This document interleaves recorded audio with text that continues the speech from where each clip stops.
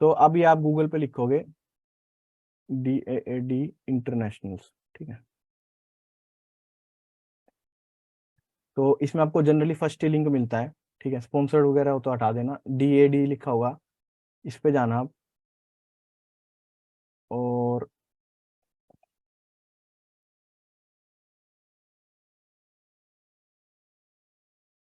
और यहाँ पे नहीं, पूरा फिल्टर सिस्टम है, इसके बाद थोड़ा और भी खुलेगा। जैसे आप अगर मान लेते हैं एग्जांपल के तौर पे, आप कंप्यूटर साइंस पढ़ना चाह रहे हो, ठीक है। तो आप कंप्यूटर साइंस सेलेक्ट करो, आपका जो भी कोर्स है, जरूरी नहीं आपको एग्जैक्टली यही वर्ड डालना है, ठीक है। अब मान लो आपको पता नहीं, मान लो सस्टेनेबल डेवलपमेंट पढ़ना है, कुछ भी आप डाल सकते हो, ठीक है। देखो यहाँ पे छोटा सा दिखा भी रहा है कितने एप्लीकेशन प्रोग्राम अवेलेबल है। थोड़ा सा मैं कंप्यूटर साइंस से डालता हूँ, क्योंकि अ, उसकी थोड़ी मेरे को ज़्यादा नॉलेज है, तो मैं आपको और अच्छा गाइड कर पाऊंगा। उसके बाद यहाँ पे आपने कोर्स टाइप सेलेक्ट कर सकते हो, क्या मास्टर कर रहे हो, बैचलर कर रहे हो, PhD कर रहे हो।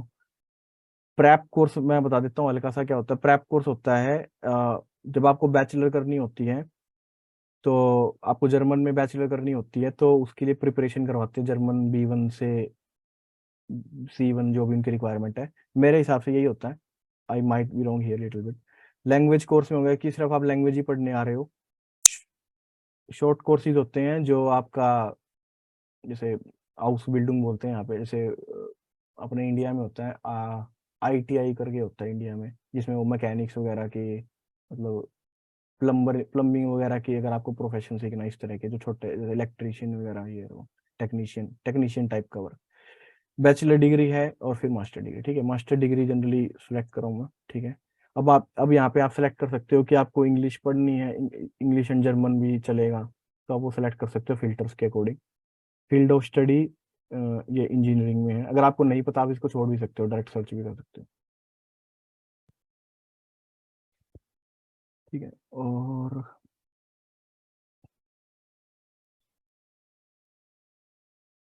ठीक है, देखो ये आपको 1026 रिजल्ट मिल गए हैं, ठीक है। अभी इसमें आप चाहे तो इधर और फिल्टर भी लगा सकते हो। अ, जैसे मान लो मैं इंजीनियरिंग लगा देता हूँ, ताकि थोड़ा सा और स्पेसिफिक हो जाए। जैसे 280 रिजल्ट रह गए, और कोर्स लैंग्वेज मैंने डाल दिया था mode of study full on site, ठीक है। और सिटी अभी आप सिटी के चक्कर में ना पड़े, ना यूनिवर्सिटी के। ट्यूशन फीस डाल सकते हो, आपको मतलब 500 यूरो पर सेमेस्टर तक, अगर आप ओके हैं। जनरली आपको ये भी कर सकते हो, 150 वाला भी, दोनों सेम ही है, ध्यान से देखोगे तो 150 है, 152 है। बिगिनिंग समर सेमेस्टर के लिए, विंटर के लिए है। तो ये फिल्टर लगाओगे ना, तो आपको थोड़ा सा और पर्सनलाइज रिजल्ट मिल जाएगा। एक सेकेंड।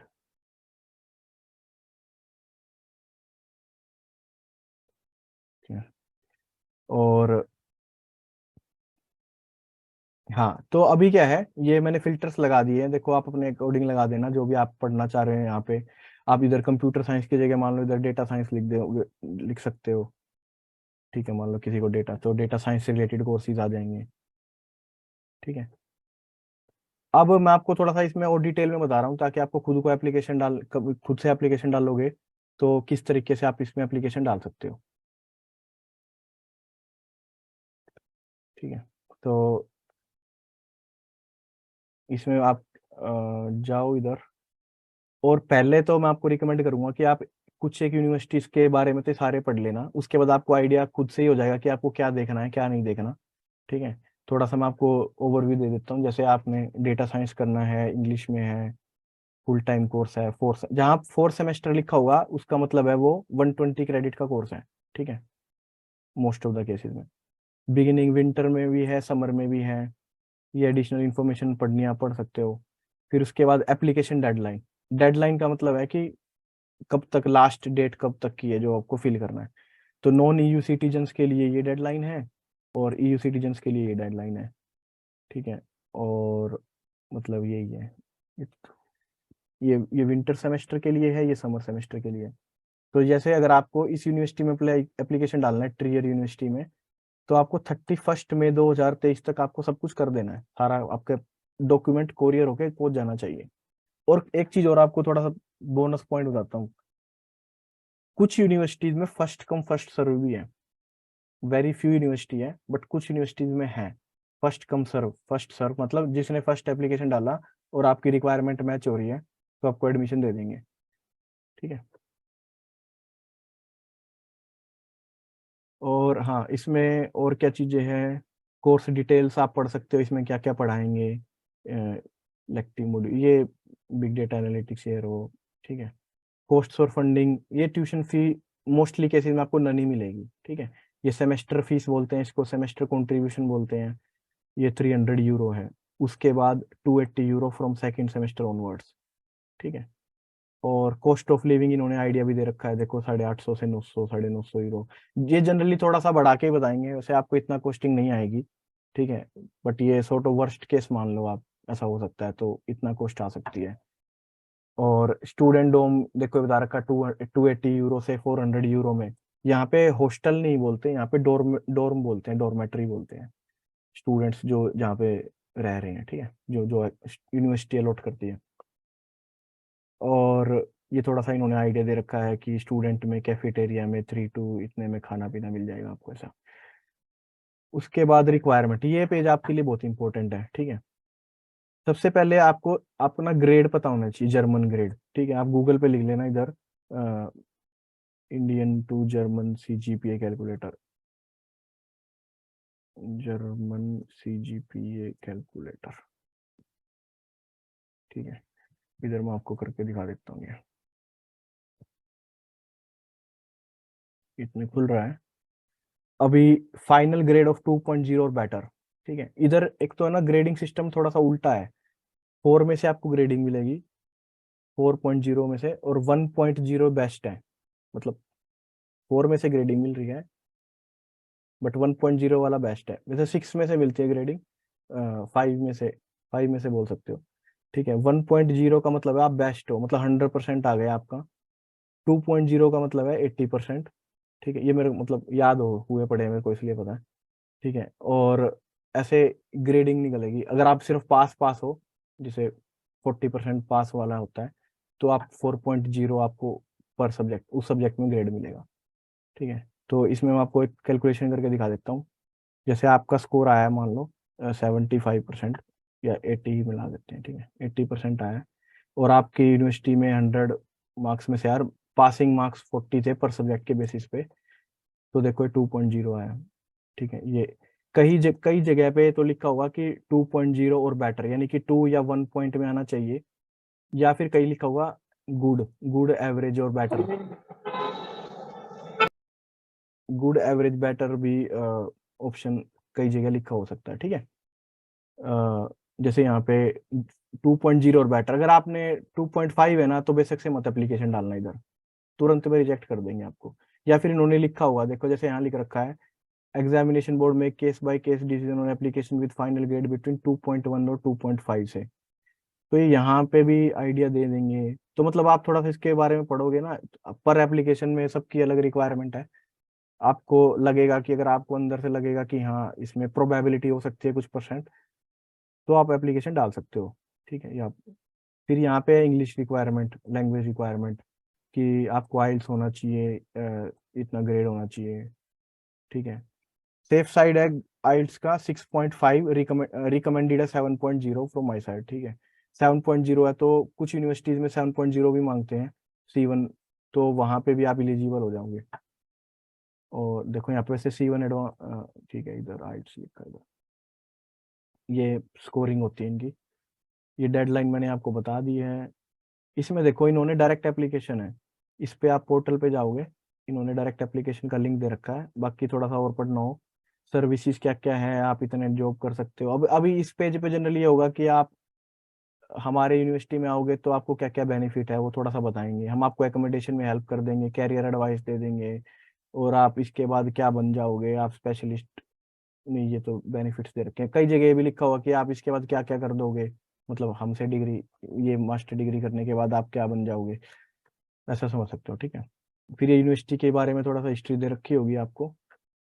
तो आप इस तरीके से एक पूरी शीट बनाओ, जैसे मैंने आपको बताया। देखो एक एक सेकंड उससे पहले, आप इधर मान लो इसमें एप्लीकेशन डालना है आपको, तो यहाँ पे न्यू यूजर करके आप जैसे फेसबुक का साइन अप करता है ना, वैसे साइन अप होगा। और आपको समझ में आती चली जाएंगी चीजें क्या क्या रिक्वायर्ड है। ठीक है, वो मैंने आपको डॉक्यूमेंट बता दिए हैं, आप उस बेसिस पे आप एप्लीकेशन डाल सकते हो। ठीक है, किसी को ब्रेक चाहिए क्या?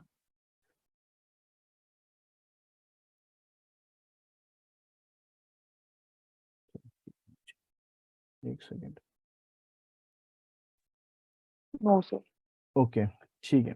तो ये इसमें एप्लीकेशन है, ये नॉर्मल होगा कि आपने कहाँ से क्या क्या किया है। जनरली दो चार थोड़ी सी बेसिक रिक्वायरमेंट मांगेंगे आपसे, उसके बाद आपको डॉक्यूमेंट अपलोड करने होंगे आपने।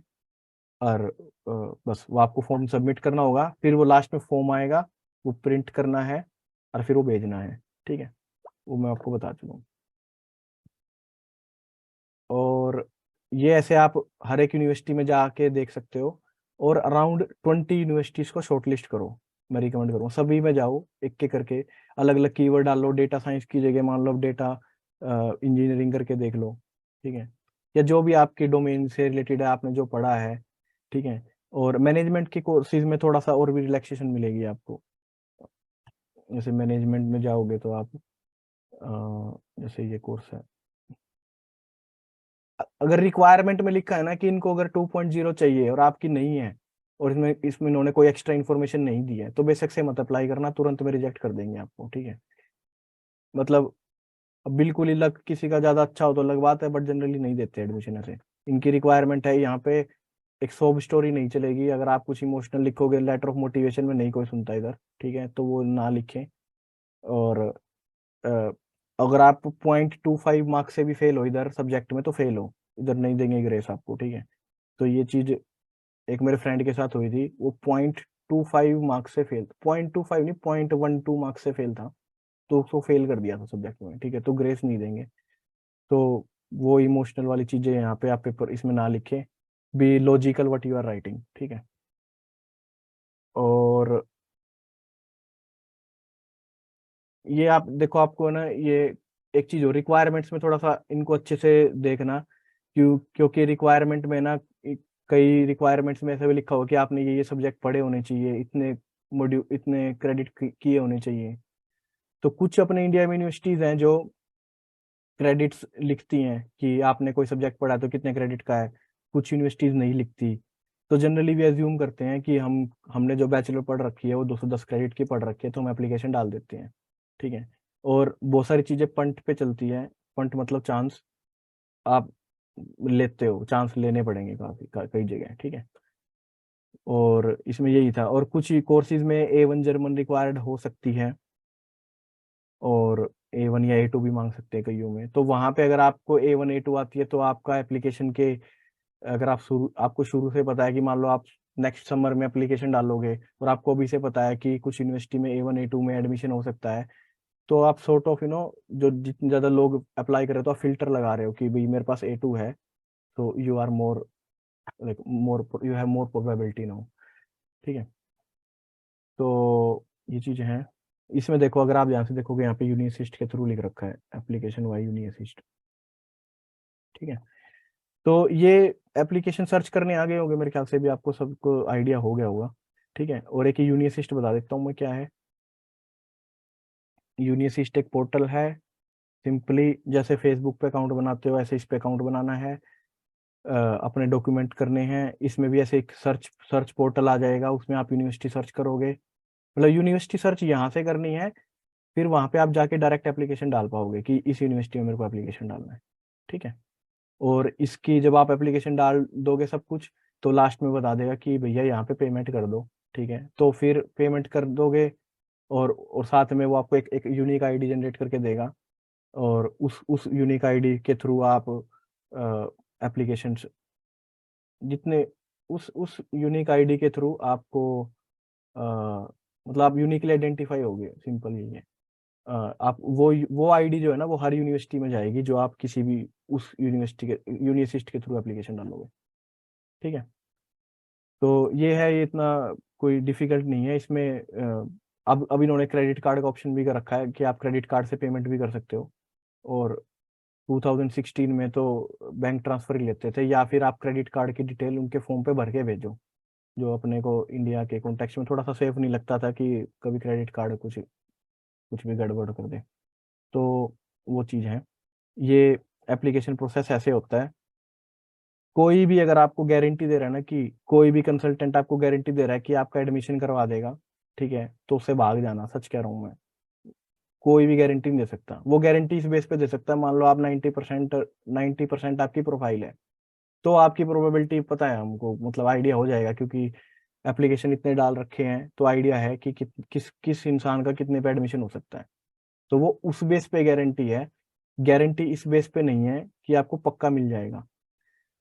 और क्योंकि एक मेरा फ्रेंड है, उसके 9.5 की सीजीपी है, उसके भी काफी रिजेक्शन थे, उसको एक दो यूनिवर्सिटी में एडमिशन मिला। मे भी हो सकता है उसने एडमिशन गलत गलत तरीके से डाला हो, बट पॉइंट ये है कि गारंटी अगर आपको कोई दे रहा है तो ही इज फेकिंग यू, ठीक है, वो बेवकूफ बना रहा है आपको, ठीक है। तो ये है, एक सेकेंड, अभी तक किसी का कोई डाउट है तो आप माइक अनम्यूट करके पूछ सकते हो। और आप ऐसे इसमें ऐसे यूनिवर्सिटी शॉर्टलिस्ट कर लेना, आप एक्सेल शीट बना लेना, ठीक है।